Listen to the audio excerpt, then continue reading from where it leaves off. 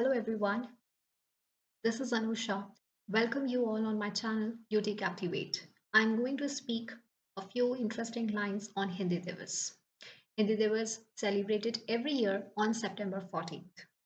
Hindi is the identity of India and reflects the culture of the country. Hindi language binds all the people of our country in the thread of unity. So now we should move ahead.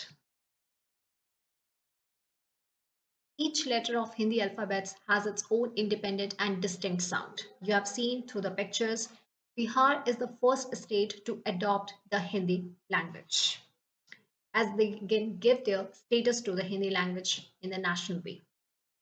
Hindi got its name from the Persian word Hind that means land of Indus River. Hindi is an Indo-European language. Hindi is the third most spoken language after English, Mandarin, Chinese. English has borrowed a significant number of words from Hindi. The words like that English word including avatar, bungalow, guru, jungle, haki, thug, typhoon, yoga, sorbet, shampoo, nirvana, karma.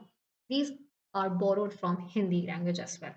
Hindi is spoken in Nepal, New Zealand, United Arab Emirates, Uganda, Guyana, Bangladesh, United Kingdom, United States of America, Germany, Tobago, Fiji, Pakistan, Tirend. Next thing that is on 1918, Mahatma Gandhi ji the first made an amendment to make Hindi as our Rashtrabhasha. He also referred Hindi as Janmanas ki Bhasha. On September 14th, 1949 was the day when the Constituent Assembly of India accepted Hindi language, written which is in Devanagari script, as one of the official languages in India. The first Hindi Divas ever celebrated dates back to 14th September 1953 when the day was officially recognized. The first time the World Hindi Day was celebrated in 10th of January 2006. Hindi was recognized as an official language in Article 343 of the Indian Constitution. Article 351 pertains to Directive for the Development of Hindi Language, and it is also to be included in the 8th schedule as well. Kaka Kalilkar, Hari Prasad Dwivedi ji, Seth Govinda Das made important contributions in this Hindi language. Several Hindi words like Acha, Surya Namaskar has been included in Oxford Dictionary as well too. Now we should move ahead. भिन्न है समरूपी शब्द के अर्थ। हिंदी भाषा में कुछ शब्द समानार्थी लगते हैं किंतु उनके अर्थ में भिन्नता होती है, यानी कि समरूपी और समानार्थी प्रतीत होने वाले शब्द। ऐसे कई शब्द हैं जिनका इस्तेमाल हम अक्सर करते हैं, परंतु गलत शब्दों का चुनाव करने के कारण वाक्य के मायने बदल जाते हैं या कई बार उनके मायने ही नहीं होते। जानते हैं कुछ ऐसे समानार्थी लगने वाले शब्द और उनके बीच के अंतर को। पहला शब्द है नमस्ते और नमस्कार। नमस्ते का अर्थ है मैं आपको नमन करता हूँ या करती हूँ। अभिवादन के लिए नमस्ते एक ही व्यक्ति को बोलना चाहिए। यदि दो लोग मौजूद हैं तो उनके लिए अलग अलग नमस्ते बोलना होगा। वहीं नमस्कार एक नमन की क्रिया होती है जिसका अर्थ है मैं नमस्कार कर रहा हूँ या कर रही हूँ। इसमें एक व्यक्ति या दो से अधिक व्यक्तियों को भी हम नमस्कार कर सकते हैं। इसमें कुछ तीन भेद होते हैं। कायिक, इसका अर्थ है शरीर संबंधी। जब हाथ जोड़कर, सिर झुकाकर और घुटने पर बैठकर पैर छूते हैं या सिर झुकाते हैं तो यह कायिक नमस्कार है, यानी शरीर के अंगों से किया जाने वाला नमस्कार।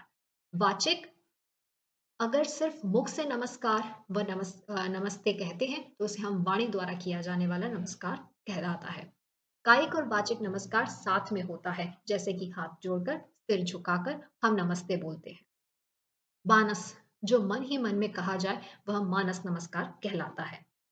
अब दूसरा शब्द आमंत्रण और निमंत्रण। दोनों शब्द समान लगते हैं और इनका अर्थ भी बुलाना है, परंतु इन दोनों के बीच एक बारीक सा अंतर होता है कि कब और किस समय हमें किस शब्द का उपयोग करना है। आमंत्रण शब्द का इस्तेमाल तब किया जाता है जब सामने वाले व्यक्ति का आना उसकी इच्छा पर निर्भर करता हो, और निमंत्रण शब्द का प्रयोग तब किया जाता है जब सामने वाले व्यक्ति का आना अनिवार्य हो।